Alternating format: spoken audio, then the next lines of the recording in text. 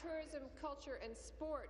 Minister, you've been mandated by the Premier to be the most open and transparent government in the country. Time to start. Yet 14 agencies under your watch have not tabled their annual reports in the House. The Ontario Place Corporation, which falls under your watch, has not tabled an annual report since 2010. Wow. So, Minister, why has it taken 3 years and still no annual reports for Ontario Place have not been tabled in this House? Thank you. Minister of Tourism, Culture and Sport.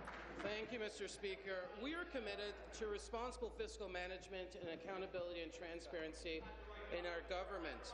And that's why the annual reports and expenses for ministry agencies are available publicly.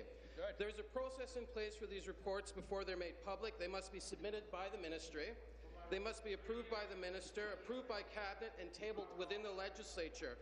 And my ministry has received the 2012-13 annual reports from all of its agencies, and these reports are still in the approval process and will be available for the public once they're tabled in the Legislature. Thank you. Supplementary. So, in the case of Ontario Place, the financial reports are now listed online in public accounts for 2011 and 2012, just to update you.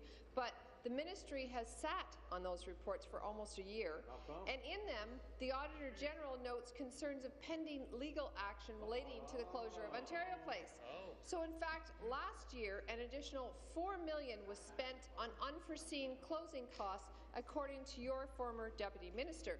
So, Minister, what are you trying to hide, and when will the annual reports for 2011, 2012 and 2013 in respect to Ontario Place be tabled in this Legislature? Thank you. Minister.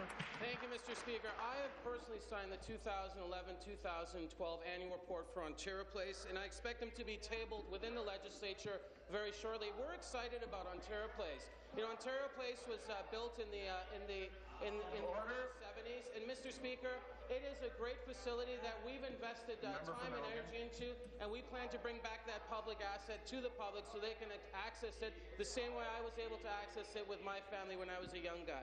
Thanks a lot.